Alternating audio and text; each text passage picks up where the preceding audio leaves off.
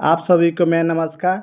आज के इस वीडियो में देखेंगे राजनीतिक शास्त्र, जो कि भारतीय संविधान एवं राज्य व्यवस्था का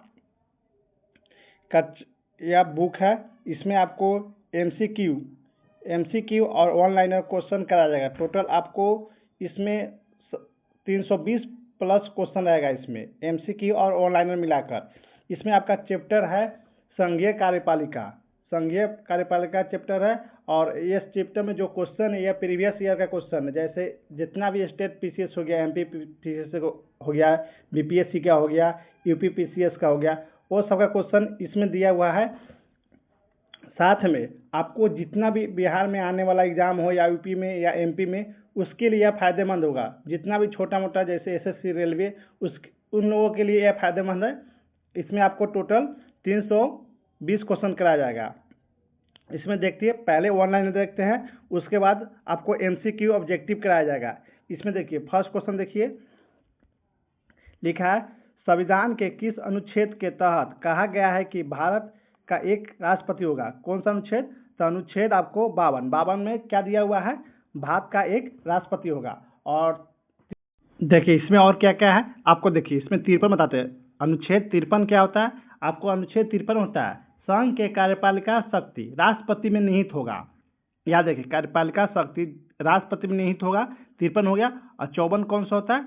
54 में याद रखिए, राष्ट्रपति का निर्वाचन, राष्ट्रपति का जो निर्वाचन में, उसमें सदस्य कौन कौन सा भाग लेता है? याद रखिए, सदन का दोनों लोकसभा और लोकसभा और आपको राज्यसभा दोनों भाग लेता है। प्लस राज्य का विधानसभा, इसमें विधान परिषद भाग नहीं लेता। याद रखिए, सिर्फ केवल आपको विधानसभा ही भाग लेता है।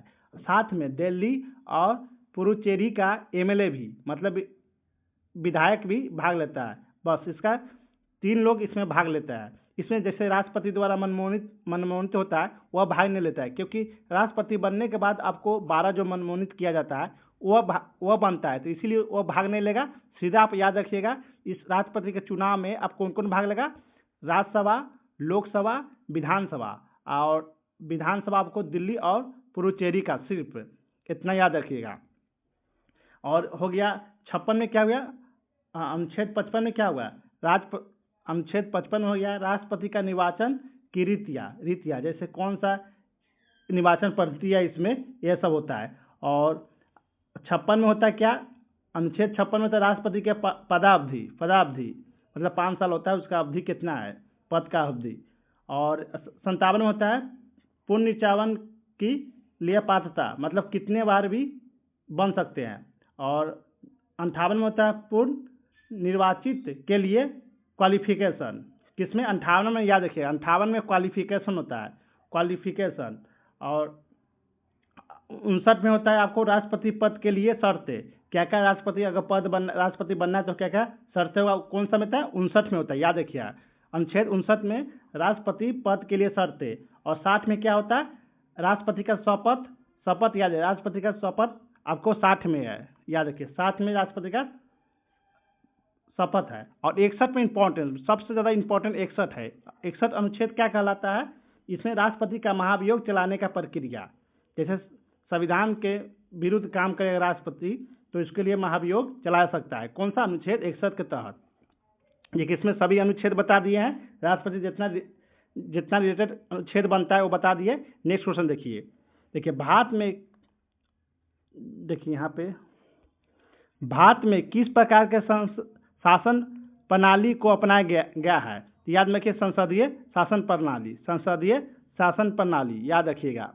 संसदीय शासन प्रणाली क्या होता है? यह देश का वो लोग चलाएंगे जिन्हें जनता ने चुनकर संसद में भेजा है। जनता के द्वारा चुना हुआ सरकार संसद में भेजा है, इसी को संसदीय प्रणाली चलाएंगे, या संसदीय प्रणाली होता है जिसमें जनता के द्वारा चुना हुआ लोग। इसमें मुख्यतः 2 मुखिया होते हैं, याद रखिएगा। एक होता है संवैधानिक मुखिया, जैसे आपका भारत के राष्ट्रपति, जो देश का गौरव होता है। और असली शक्ति सरकार के मुखिया यानी पीएम, प्रधानमंत्री के पास होता है। असली शक्ति किसके पास होता है? प्रधानमंत्री के पास। सिर्फ नाम मात्र का मुखिया होता है संवैधानिक मुखिया, वो राष्ट्रपति होते हैं, याद रखिएगा।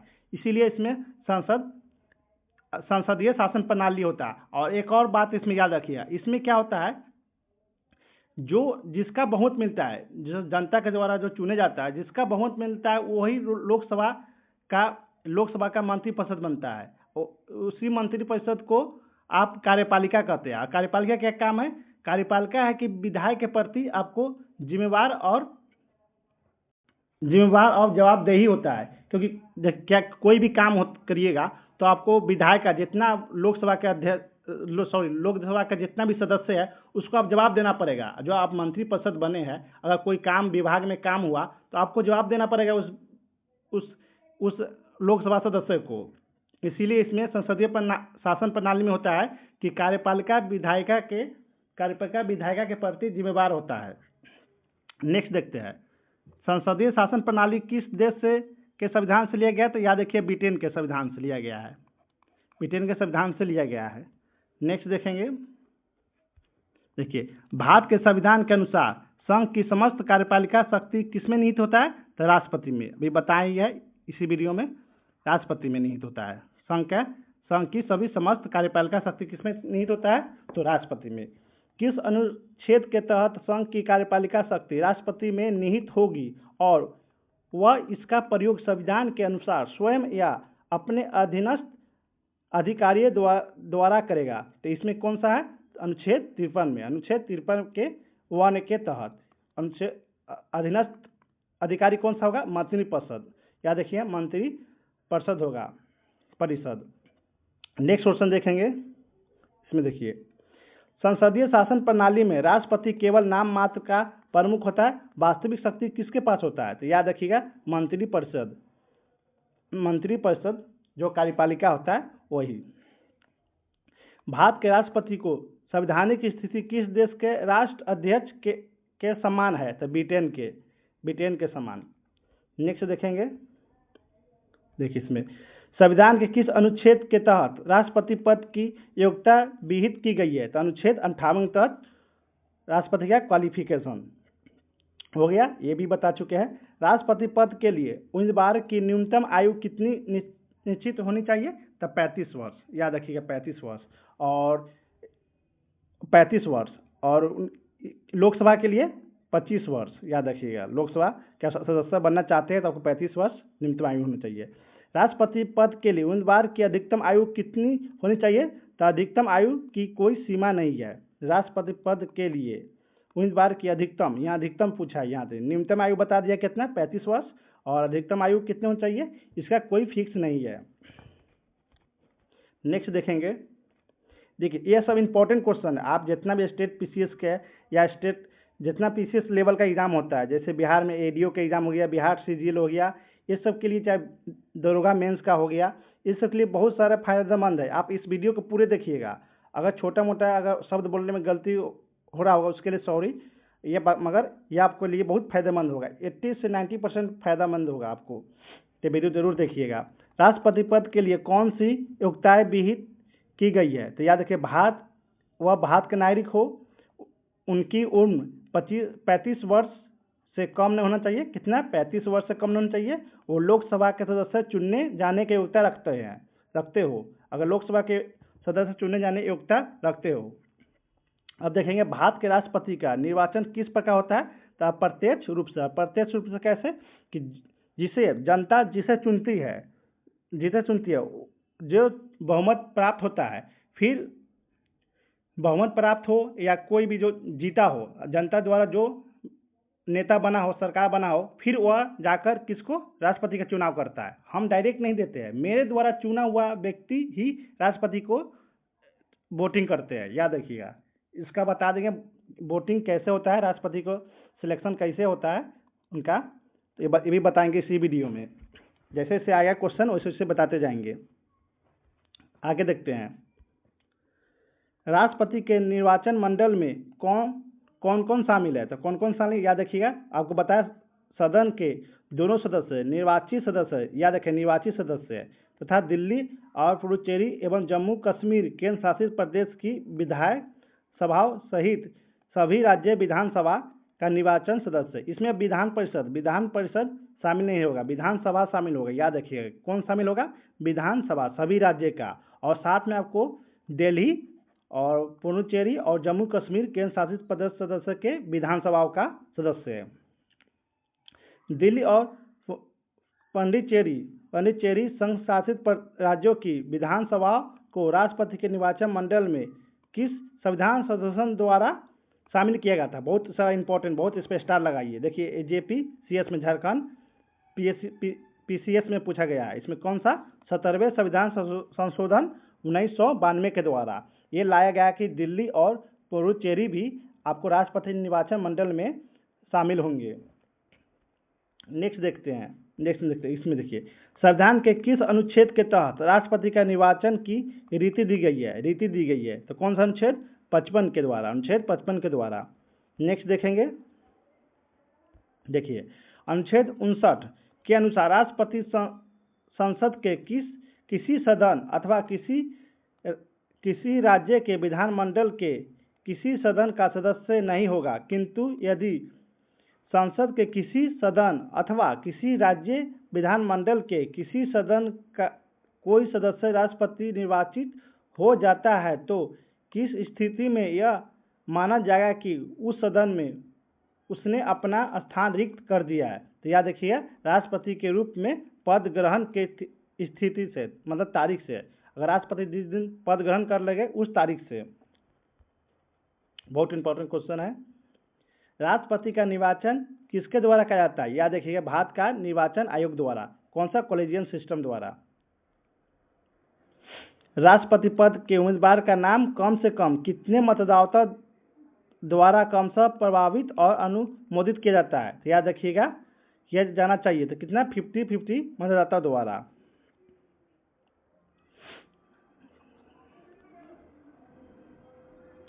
देखिए नेक्स्ट देखते हैं, वर्तमान में राष्ट्रपति पद के उम्मीदवार के लिए जमानत की राशि कितना है? याद रखिएगा आपको 15,000 रुपया। 15 रुपये बहुत इंपॉर्टेंट है। कुल वैध मतों का कितना भाग मत प्राप्त न करने वाले उम्मीदवार की जमानत की राशि जब्त हो जाती है? तो कितना? अगर आप खारा हो गए तो मान लीजिए कि टोटल 6 है, 6 लोग वोटिंग करने वाला संख्या 6 लोग है। अगर 6 में से आपका एक भी वोट नहीं मिला, एक वोट मिला है सिर्फ, तो आपका जमानत रद्द हो जाएगा। याद रखिए 2 मिलना चाहिए, 6 में से 2 मिलना चाहिए। अगर 1 मिलेगा तो आपका जमानत रद्द हो जाएगा, जो जमानत जब्त हो जाएगा। जो 15,000 रुपया मिला है वो आपको जब्त हो जाएगा, नहीं दिया जाएगा। किस अनुच्छेद के तहत यह उपबंध किया गया है कि कोई व्यक्ति राष्ट्रपति पद पर पुनः निर्वाचन के लिए पात्र है? तो याद रखिएगा अनुच्छेद 57। अनुच्छेद 57 राष्ट्रपति के निर्वाचन मंडल का उल्लेख संविधान के किस अनुच्छेद के तहत किया गया है? तो किस अनुच्छेद के तहत किया गया? अनुच्छेद 54 के तहत। कौन सा? निर्वाचन मंडल का उल्लेख आपको संविधान के अनुच्छेद 54 में दिया गया है, राष्ट्रपति का निर्वाचन मंडल। नेक्स्ट देखेंगे, देखिए भारत के राष्ट्रपति का चुनाव किस पद्धति के अनुसार किया जाता है? तो याद रखिए अनुपातिक प्रतिनिधित्व पद्धति के अनुसार एकल संक्रमणीय मत प्रणाली द्वारा। आपको बता देते हैं, मान लीजिए कि टोटल वोट कितना है? 120 है टोटल वोट। जैसे पर व्यक्ति का वोट कैसे निकलता है? टोटल जनसंख्या किसी राज्य के निकालना हो तो टोटल उस राज्य की जनसंख्या प्लस बाटा कितना होता है? कितना आपका इसमें कितना विधायक है, जीता हुआ विधायक, उससे भाग कीजिएगा। साथ में नीचे आपको 1000 से गुना करना पड़ता है, तो टोटल वोट का वैल्यू निकल जाता है। उस वोट का वैल्यू मान लीजिए इतना, आपको कितना वोटिंग सदस्य आपको इतना लोग वोट डालने वाला है। तो मान लीजिए इसमें 3 सदस्य राष्ट्रपति के लिए खड़ा हुआ है, ए, बी और सी। मान लीजिए तीनों में से मान लीजिए, देखिए इसमें क्या होता है? पहला पसंद, मतलब एक पहला पसंद, यहाँ लिखिएगा पहला पसंद। इसको फ्रेश पेश करते हुए 1 मिनट। मान लीजिए टोटल 120 वोट है 120 वोट है। मान लीजिए कि आपको ना सादा पेज पर दिखाते हैं इसको। माना कि आपको 120 वोट है। उम्मीदवार, राष्ट्रपति का उम्मीदवार, राष्ट्रपति राष्ट्रपति की उम्मीदवार कितना है? 3 खड़ा हुआ ए, बी और सी। पहला पसंद याद रखिएगा, पहला पसंद आपको 120 लोगों में पहला पसंद ए को कितना किया? 50 लोग ए को पसंद किया। फिर बी को कितना किया? 45 पसंद किया। फिर सी को कितना किया? 25 लोग किया पसंद, 25 लोग पसंद किया। टोटल 120 लोग है। मगर देखिए इसमें राष्ट्रपति कैसे जीतेंगे? इसमें देखिए आधा का एक ज़्यादा होना चाहिए। आधा कितना हुआ? 60, एक ज़्यादा होना चाहिए, मतलब 61 आना चाहिए। तो देखिए इसमें से पहला पसंद में से किसी का बहुमत नहीं मिला, तो क्या करेंगे? पहले जिसका कम आता है उसका सेकेंड पसंद देखेंगे, दूसरा पसंद, इसी का दूसरा पसंद। तो मतलब इसका सी वाला के खोला, सी वाला में जितना वोटिंग किया है सी वाला में, उसका बैलेट पेपर खोलेंगे और दूसरा पसंद देखेंगे। तो मान लीजिए कि दूसरा पसंद इसमें क्या है? दूसरा पसंद ए को मिला कितना? ए को कर रहा है कितना? दूसरा पसंद में ए को कर रहा है 16 वोटिंग और बी कर रहा है आपको 9 वोटिंग। ये दूसरा पसंद है, सी का दूसरा पसंद है। तो इसमें दूसरा पसंद ए को 16 और बी के 9, अब 16 जाएगा इसमें और जुड़ जाएगा इसमें, जुड़ जाएगा। देखिए 50 और प्लस 16 कितना हुआ? 66। मतलब बहुमत कितना लाना था? 61, मगर आ गया आपको बहुमत के लिए 61 लाना था, 166। ये आपको राष्ट्रपति बन जाएंगे। ऐसा ही चुनाता है राष्ट्रपति का सिलेक्शन, ऐसा ही होता है। तो 66 आ गया, ये जीत गया क्योंकि 61 से ज़्यादा है, तो ऐसा ही बनता है। अब नेक्स्ट देखेंगे, देखिए नेक्स्ट क्वेश्चन देखेंगे। किसी वर्ष की जनगणना द्वारा अभिनिश्चित जनसंख्या को राष्ट्रपति चुनाव के लिए किसी राज्य विशेष की जनसंख्या माना जाता है? कौन सा? याद देखिएगा 1971 की जनसंख्या द्वारा अभिनिश्चित जनसंख्या को, अभी भी आपको 1971 जनसंख्या से ही आपको विधायक हो चाहे एमएलए हो चाहे एमपी हो, उससे डिवाइड किया जाता है अभी भी। नेक्स्ट देखेंगे, किस संविधान संशोधन द्वारा यह प्रावधान किया गया है कि जब तक 2026 के पश्चात होने वाली प्रथम जनगणना के आंकड़े प्रकाशित नहीं हो जाते तब तक राष्ट्रपति का चुनाव के लिए राज्य की जनसंख्या 1971 की जनसंख्या द्वारा अभिनिश्चित जनसंख्या को माना जाएगी? कौन सा संविधान संशोधन में? याद रखिएगा 84 संविधान संशोधन अधिनियम 2001। कौन सा? 84वां संविधान संशोधन अधिनियम 2001। किसी व्यक्ति को राष्ट्रपति पद पर चुने जाने के लिए न्यूनतम कितना मत प्राप्त का आवश्यक होना चाहिए? कुल पड़े वैध मतों के आधे से एक ज़्यादा आपको बताए हैं। टोटल 100 मान लीजिए 120 है तो 60 से एक ज़्यादा, मतलब आपको 61 आना चाहिए। नेक्स्ट देखेंगे, किस अनुच्छेद के तहत राष्ट्रपति को पदावधि टर्म ऑफ ऑफ्स का उपबंध दिया गया है? तो कौन सा राष्ट्रपति का अवधि किस में है? पदावधि। तो याद रखिएगा 56 अनुच्छेद 56 में भारत का राष्ट्रपति अपने पद ग्रहण की स्थिति से कितने वर्ष तक अपना पद धारण कर सकता है? देखिए पद ग्रहण के तारीख से, याद रखिए पद ग्रहण के तारीख से वो 5 वर्ष तक रहेंगे, राष्ट्रपति बने रहेंगे। राष्ट्रपति का 5 वर्ष का कार्यकाल समाप्त हो जाने पर भी वह कब तक अपना पद धारण किए रहेंगे? तो जब तक कि उनका उत्तराधिकारी अपना पद ग्रहण नहीं कर लेता तब तक बने रहेंगे राष्ट्रपति। नेक्स्ट देखते हैं, नेक्स्ट देखिए, राष्ट्रपति अपना त्यागपत्र किसे देता है? तो उपराष्ट्रपति को। उपराष्ट्रपति राष्ट्रपति के त्याग की सूचना तत्काल किसे देते हैं? तो लोकसभा के अध्यक्ष को। लोकसभा का अध्यक्ष अभी ओम बिरला है लोकसभा का अध्यक्ष, तो किसको देते हैं त्यागपत्र? आपको ओम बिरला को सूचना दिया जाता है तत्काल। अब नेक्स्ट देखेंगे, जब राष्ट्रपति का पद मृत्यु, त्यागपत्र, महाभियोग या किसी अन्य कारण से रिक्त हुआ तो उसे भरने के लिए चुनाव अधिकतम कितने समय के भीतर कराया जाएगा? कितने समय के अंदर कराया जाएगा? तो याद रखिए 6 महीना के अंदर, 6 महीने के भीतर कराया जाना चाहिए। भारत के राष्ट्रपति को शपथ कौन दिलाता है? तो सभी लोग जानते हैं, भारत के मुख्य न्यायाधीश, सुप्रीम कोर्ट का मुख्य न्यायाधीश। नेक्स्ट देखेंगे, देखिए भारत के मुख्य न्यायाधीश की अनुपस्थिति में राष्ट्रपति को शपथ कौन दिलाता है? तो उच्चतम न्यायालय के उपवन ज्येष्ठतम न्यायाधीश, मतलब ऐसे मुख्य न्यायाधीश उपस्थित नहीं है तो जो वरिष्ठ न्यायाधीश होंगे, जो उच्च न्यायालय का सुप्रीम कोर्ट का जो सबसे वरिष्ठ न्यायाधीश होंगे उसी के द्वारा दिलाया जाएगा। संविधान का कौन सा अनुच्छेद राष्ट्रपति के शपथ तथा उसके प्रारूप के बारे में है? तो याद रखिए शपथ कितना है? अनुच्छेद 7 के अंतर्गत आता है। राष्ट्रपति का शपथ अनुच्छेद 7 के अंतर्गत आता है। राष्ट्रपति पर चलाई जाने वाली महाभियोग की प्रक्रिया संविधान के किस अनुच्छेद में दी गई है? तो देखिए महाभियोग अभी बताए हैं तो 61, याद रखिए 61 महाभियोग के लिए प्रक्रिया है 61 में। नेक्स्ट देखेंगे आपको,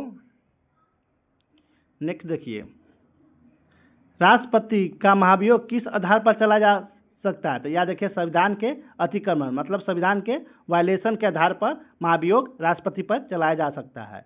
राष्ट्रपति पर महाभियोग की प्रक्रिया संसद के किस सदन में आरंभ किया जाता है? तो याद रखिए संसद के किसी भी सदन में, लोकसभा हो या राज्यसभा हो, किसी के सदन में आपको राष्ट्रपति के महाभियोग का प्रक्रिया चलाया जा सकता है। राष्ट्रपति पद महाभियोग का प्रस्ताव लाने के लिए संसद ने आरोप पत्र प्रस्तुत करने के कम से कम कितने दिन पूर्व उसे उनकी लिखित सूचना देनी चाहिए? तो 14 दिन। ये बहुत इंपॉर्टेंट, स्टार लगा लीजिए, 5 स्टार लगा लीजिए। 14 दिन पहले उनको राष्ट्रपति को सूचना मिल जाना चाहिए। नेक्स्ट देखते हैं, राष्ट्रपति का निर्वाचन मंडल में शामिल कौन से सदस्य उसके विरुद्ध महाभियोग की प्रक्रिया में भाग नहीं लेते हैं? तो याद रखिए दिल्ली पुडुचेरी सहित सभी राज्य की विधानसभा के निर्वाचित सदस्य। याद रखिए बहुत इंपॉर्टेंट, 5 स्टार लगा लीजिए।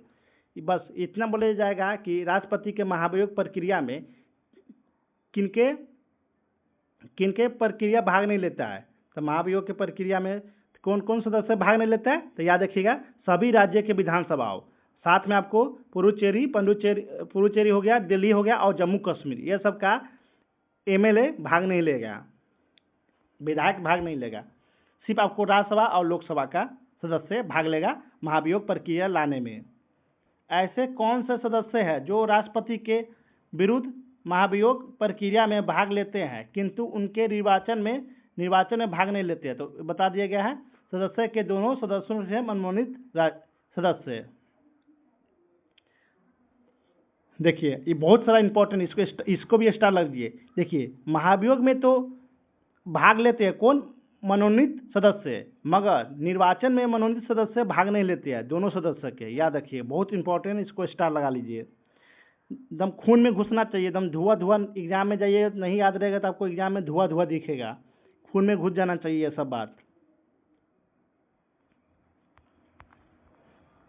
नेक्स्ट देखेंगे, देखिए इसमें क्या कह रहा है क्वेश्चन देखिए इसमें कह रहा है राष्ट्रपति पर महाभियोग का प्रस्ताव संसद के दोनों सदन के कुल कितने सदनों के बहुमत से पारित होना चाहिए? तो याद रखिएगा अपशिष्ट सदन के कुल सदस्य संख्या के कम से कम 2/3 बहुमत होना चाहिए। मान लीजिए कि 543 सीट है, उसमें से आपको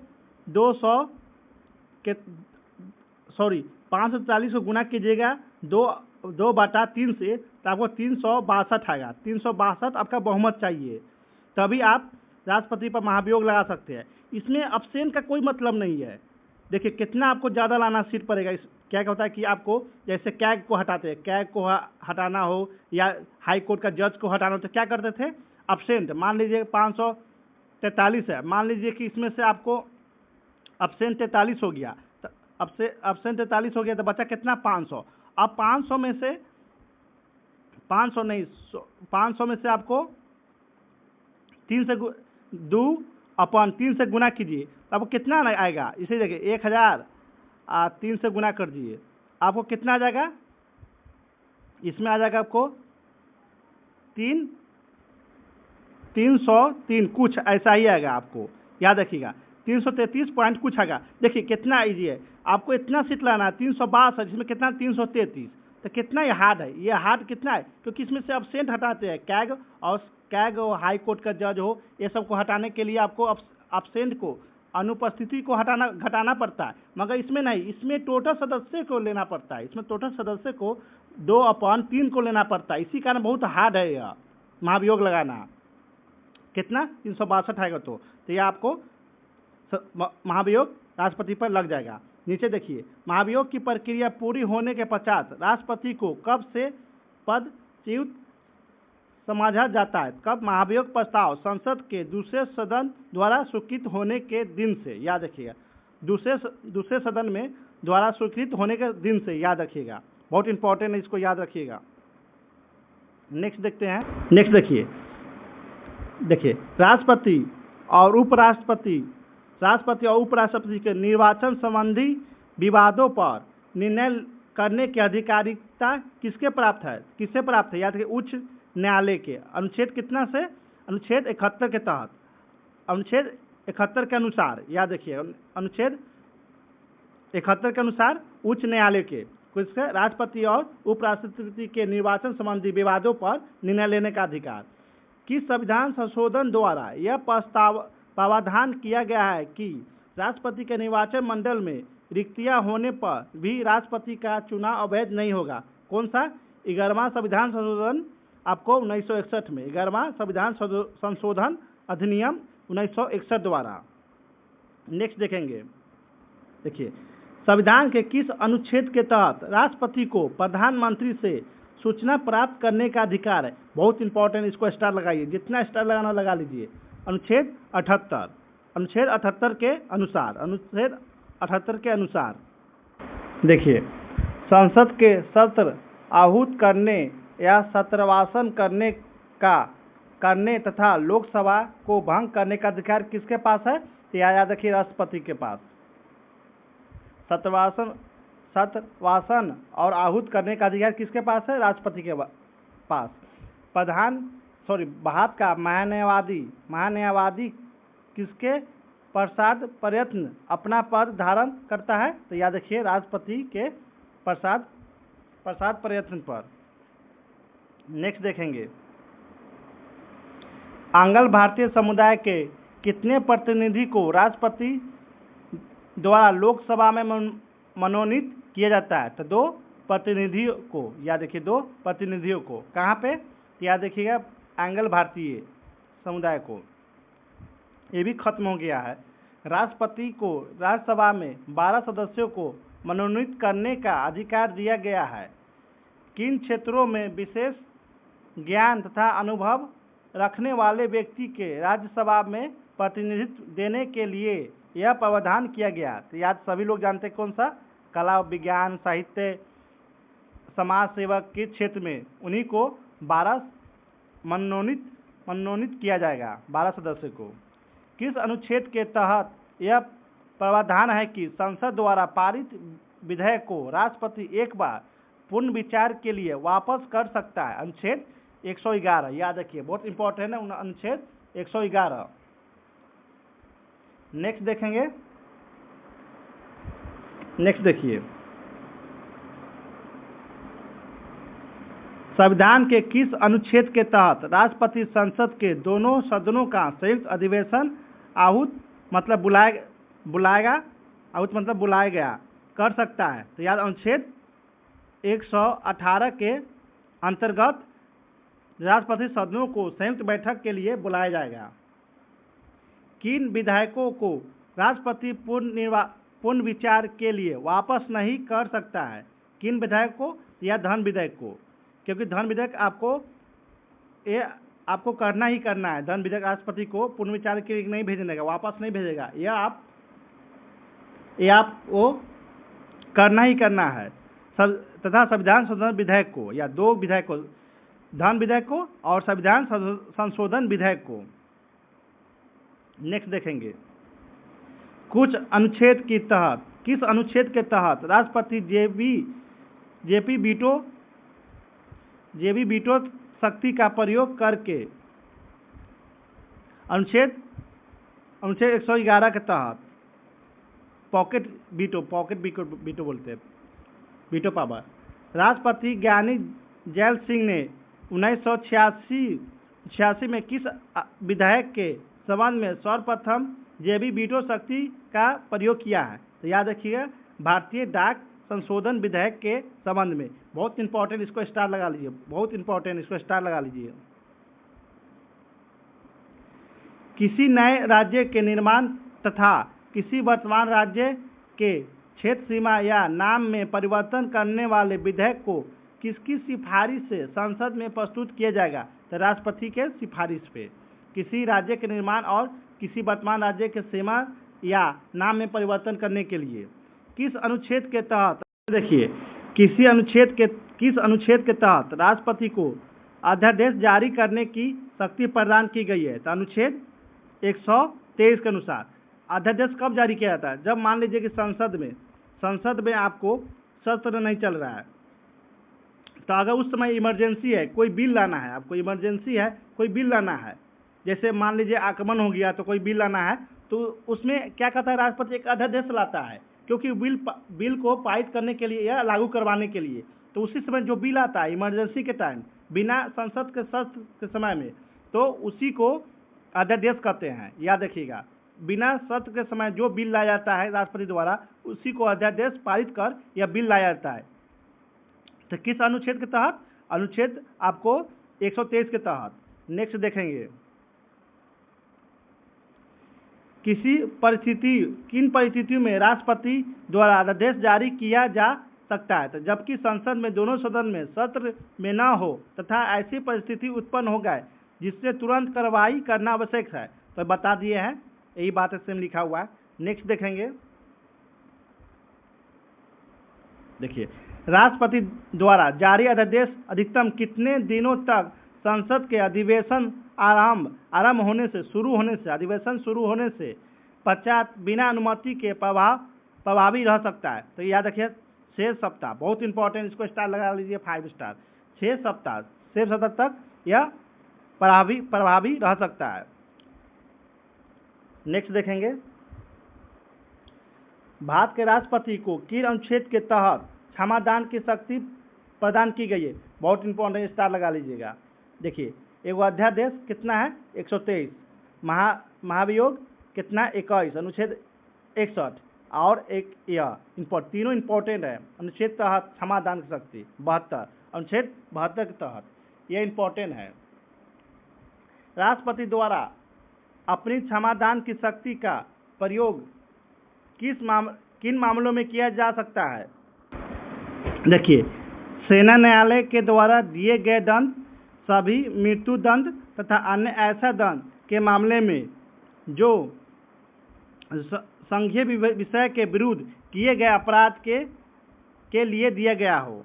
तो याद रखिएगा। देखिए नेक्स्ट देखिए, संविधान के किस अनुच्छेद के तहत राष्ट्रपति को उच्चतम न्यायालय को परामर्श का अधिकार दिया गया है? तो याद अनुच्छेद 43, याद रखिएगा। देखिए कौन कौन सा अनुच्छेद? 123, अनुच्छेद 61, 172 और 173, याद रखिएगा। राष्ट्रपति उच्च न्यायालय से परामर्श का अधिकार दिया गया है अनुच्छेद 143 के तहत। इतना अनुच्छेद याद रखिएगा। ये आपका अध्यादेश जारी करने का, यह महाभियोग लगाने का, ये क्षमादान शक्ति, और ये हो गया आपको उच्च न्यायालय से परामर्श मांगने का शक्ति। नेक्स्ट देखेंगे, देखिए धन विधेयक अथवा वित्त विधेयक को किसकी अनुमति से लोकसभा में प्रस्तुत किया जाता है? तो बहुत इंपॉर्टेंट, इसको भी स्टार लगा लीजिए। धन विधेयक अथवा वित्त विधेयक को किसकी अनुमति से लोकसभा में प्रस्तुत किया जाता है? तो राष्ट्रपति के अनुमति से। वित्त आयोग फाइनेंस कमीशन की नियुक्ति कौन करता है? तो राष्ट्रपति कौन सा अनुच्छेद? 280 के तहत। बताइए कमेंट बॉक्स में कमेंट कीजिएगा। 72, 61, 123 और 143, तीनों का बताइए कमेंट बॉक्स में। चारों का क्या क्या होता है, कौन सा अनुच्छेद में? अनुच्छेद 72 में क्या होता है? अनुच्छेद 61 में क्या होता है? अनुच्छेद 123 में क्या होता है? अनुच्छेद 143 में क्या होता है? नेक्स्ट देखेंगे, अनुच्छेद 53(2) के अनुसार संघ की रक्षा बालों का सर्वोच्च समादेश सुप्रीम कमांडेंट किसमें निहित है? तो राष्ट्रपति में, याद रखिएगा। नेक्स्ट देखेंगे, देखिए भारत द्वारा, नेक्स्ट देखिए, भारत द्वारा विदेशों से किए जाने वाले संधि या समझौता किसके नाम से किया जाता है? तो याद रखिए राष्ट्रपति के नाम से। 26 जनवरी 1950 के राष्ट्रपति के प्रथम चुनाव मई 1952 के तक के लिए राजेंद्र प्रसाद जी को किसने भारत के अंतरिम राष्ट्रपति चुना था? किसने? संविधान सभा ने। याद रखिए किसने? संविधान सभा ने। भारत के निर्विरोध निर्वाचन होने वाले पहले राष्ट्रपति कौन है? तो याद रखिएगा नीलम संजीव रेड्डी। बहुत इंपॉर्टेंट, स्टार लगा लीजिए। किस राष्ट्रपति को 2 चक्र की मतगणना के पश्चात विजयी घोषित किया गया था? किस राष्ट्रपति को 2 चक्र की मतगणना के पश्चात विजयी घोषित किया गया था? तो बीवी गिरी को। 2 चक्र मतलब फर्स्ट में बहुमत नहीं मिला था, पहली पसंद में बहुमत न मिला था तो दूसरी पसंद में इनको बहुमत मिला था। नेक्स्ट देखिए, भारत के प्रथम महिला राष्ट्रपति कौन है? श्रीमती प्रतिभा देवी सिंह पाटिल। किन उप राष्ट्रपति को मृत्यु कार्यकाल के दौरान हो गई थी? या देखिए डॉक्टर जाहिर हुसैन और फखरुद्दीन अली अहमद को। वह कौन सा विधायक है जो राष्ट्रपति ज्ञानी जैल सिंह तथा प्रधानमंत्री राजीव गांधी के मतभेद की बलि चढ़ गई थी? तो कौन सा? तो भारतीय डाक संशोधन विधेयक 1986। नेक्स्ट देखेंगे, संसद सदस्यों की निहत्ताओं से संबंधित प्रश्न का निश्चय किसके द्वारा किया जाता है? तो याद रखिएगा राष्ट्रपति द्वारा अनुच्छेद 103 के अनुसार। संसद सदस्य के निहत्ताओं से संबंधित प्रश्न का विनिश्चय करते समय राष्ट्रपति किसकी राय लेती है? तो निर्वाचन आयोग की। निर्वाचन आयोग के अनुच्छेद 103(2) के तहत। नेक्स्ट देखेंगे, संविधान किस अनुच्छेद के तहत राष्ट्रपति को राष्ट्रीयपात घोषित करने की शक्ति प्रदान की गई है? तो याद रखिए 352 याद हो, राष्ट्रपति राष्ट्रीयपात घोषित करने की शक्ति प्रदान की गई है। राष्ट्रपति द्वारा राष्ट्रीयपात किन आधारों पर घोषित किया जा सकता है? याद रखिएगा युद्ध, ब्रह्म आक्रमण, बाहरी आक्रमण, शस्त्र विद्रोह के आधार पर राष्ट्रपति आपात काल होगा। अब तक कुल कितने बार राष्ट्रीय आपात की घोषणा की गई है? देखिए बहुत इंपॉर्टेंट, इसका 5 स्टार लगाइए, 5 स्टार लगाइए, बहुत इंपॉर्टेंट है इस पर। अब तक कुल कितने बार राष्ट्रीय आपात की घोषणा की गई है? तो याद रखिएगा 3 बार। कब कब? 1962, 1971, 1975 में। नेक्स्ट देखेंगे, किन आधारों पर घोषित राष्ट्रीय आपात की स्थिति में अनुच्छेद 19 द्वारा प्रदत्त मूल अधिकार स्वतः निलंबित हो जाता है? तो युद्ध एवं बाहरी आक्रमण के आधार पर।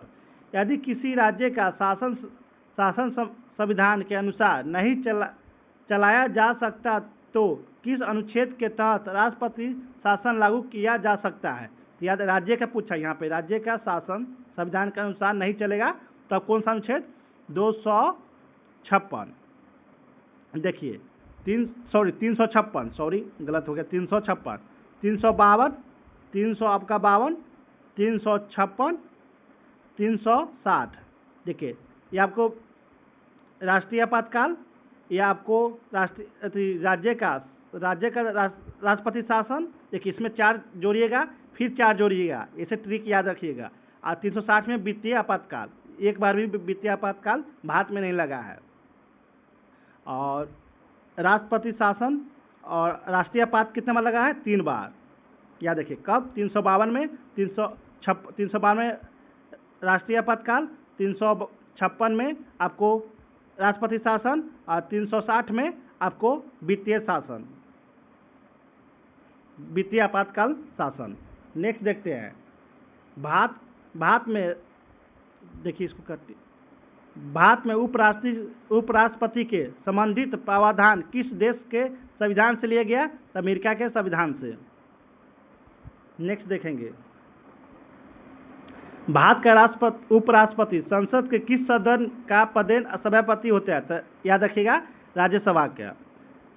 राष्ट्रपति तथा उपराष्ट्रपति का निर्वाचन के संदर्भ में किन 2 पदों के लाभ का पद नहीं माना जाता है, राष्ट्रपति और उपराष्ट्रपति के पद, याद रखिएगा, दोनों लाभ का पद नहीं माना जाता है।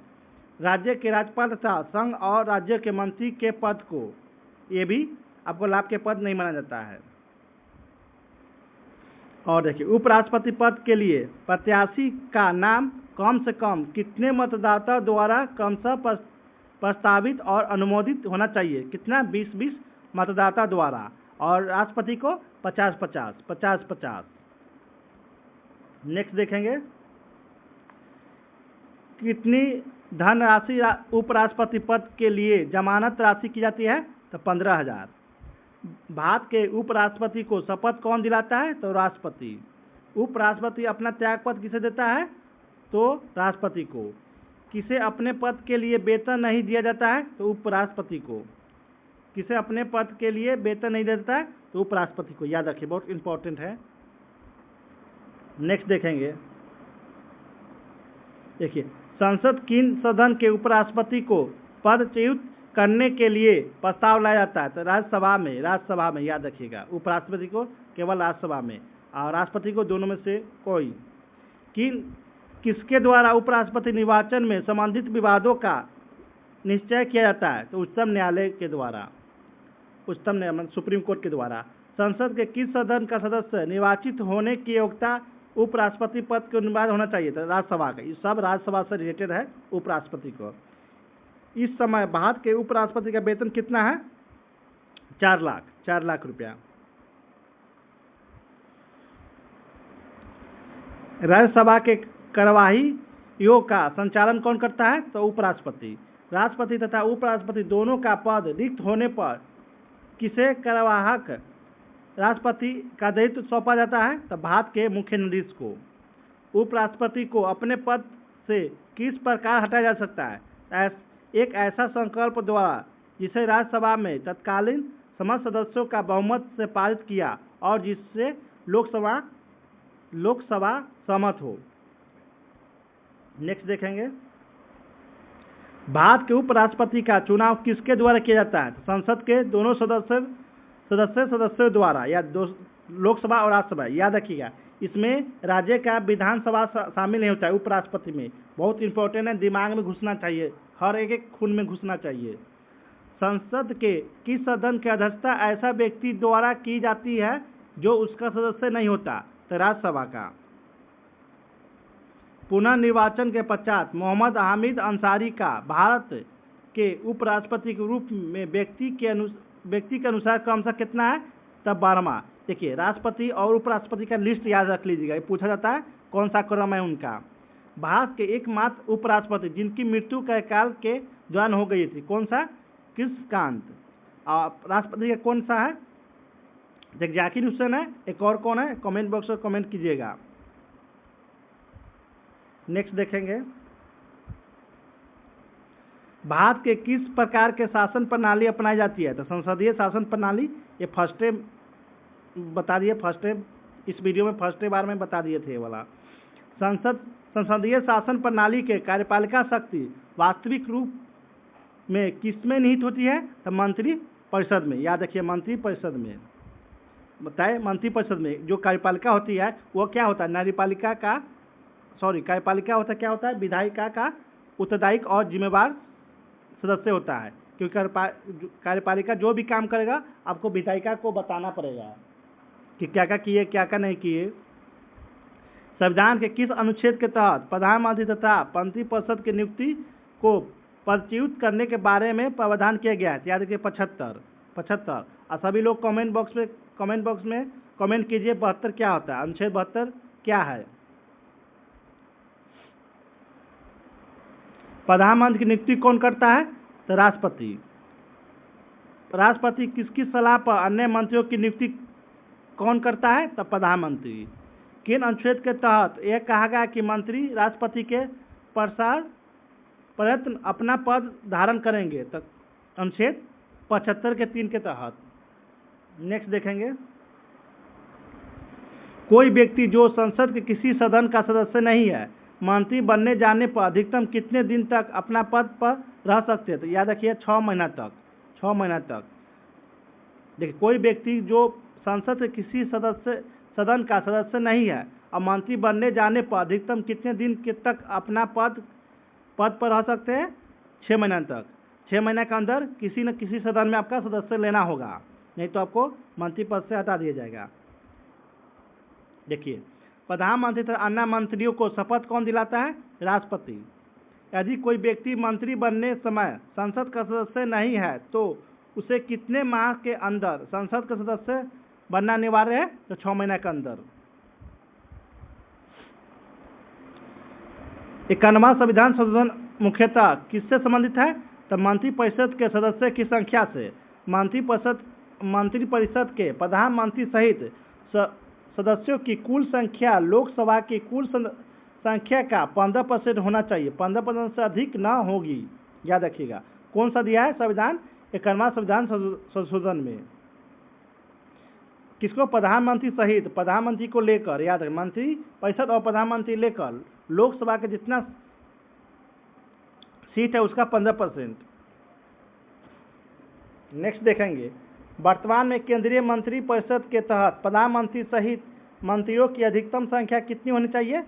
तो याद रखिएगा 82। देखिए 545 का आपको 15%, 82। नेक्स्ट देखेंगे, मंत्रिपरिषद में मंत्रियों की कुल कितनी श्रेणी है? तो याद रखिएगा 3 श्रेणी, कैबिनेट मंत्री, राज्य मंत्री, उप मंत्री।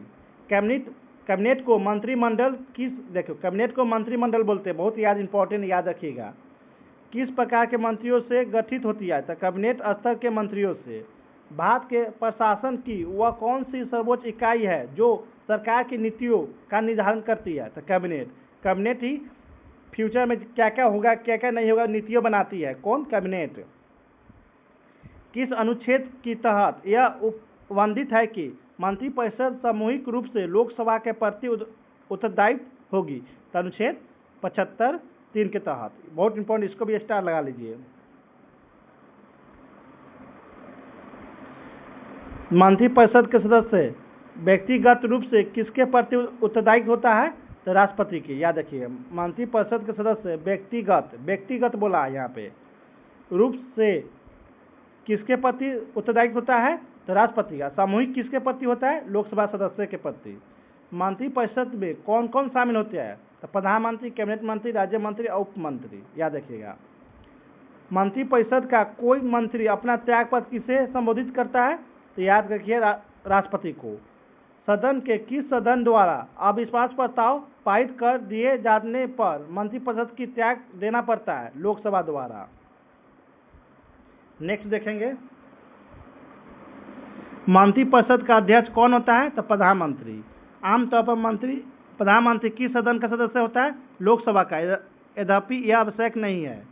प्रधानमंत्री, देखिए अब राज्यसभा से भी हो सकते हैं, अगर लोकसभा से अब नहीं जीत पाए प्रधानमंत्री तो राज्यसभा से जाकर आप प्रधानमंत्री बन सकते हैं, या प्रधानमंत्री बन गए तो राज्यसभा से आम बात है कि वहाँ से मिल जाएगा आपको, तो आप प्रधानमंत्री बने रहिएगा। प्रधानमंत्री अपना त्यागपत्र किससे देता है? तो राष्ट्रपति को। संघीय मंत्रिमंडल की बैठक की अध्यक्षता कौन करता है? तो प्रधानमंत्री। देखिए, प्रधानमंत्री पद के लिए न्यूनतम आयु कितनी होनी चाहिए? 25 वर्ष। मंत्रिमंडल के गठन के लिए विभागों का बंटवारा कौन करता है? तो याद रखिए प्रधानमंत्री। विभागों का बंटवारा के संबंध में प्रधानमंत्री किसके परामर्श करता है? तो किसी से नहीं। मंत्रिमंडल के गठन के संबंध में प्रधानमंत्री का अधिकार पूर्णतः वैके किए रहेंगे, मतलब खाली रहेंगे। नेक्स्ट देखेंगे, किस अनुच्छेद के तहत यह कहा गया है कि प्रधानमंत्री राष्ट्रपति को ऐसा सूचना देगा जो संघीय प्रशासन तथा विधान के बारे में उनके द्वारा मांगी जाएगी? अनुच्छेद 78 के तहत। स्वतंत्रता के बाद गठित प्रथम मंत्रिपरिषद के प्रधानमंत्री सहित कुल कितने सदस्य हैं? याद रखिएगा 36। स्वतंत्र भारत में प्रथम शिक्षा मंत्री कौन है?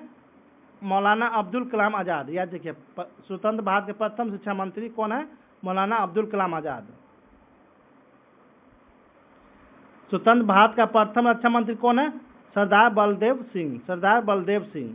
स्वतंत्रता के बाद कठिन प्रथम मंत्रिमंडल में वित्त मंत्री कौन थे? जॉन मथाई। बहुत इंपॉर्टेंट, याद रखिएगा। देखिए, भारत सरकार का प्रथम विधि अधिकारी किसे कहा जाता है? तब भारत के न्यायवादी को। भारत सरकार को कानूनी मामलों को परामर्श कौन देता है? न्यायवादी को। अटॉर्नी जनरल किसका विधिक सलाहकार होता है? भारत सरकार का। याद रखिएगा, विधिक सलाहकार। याद रखिए, कौन सा? विधिक सलाहकार।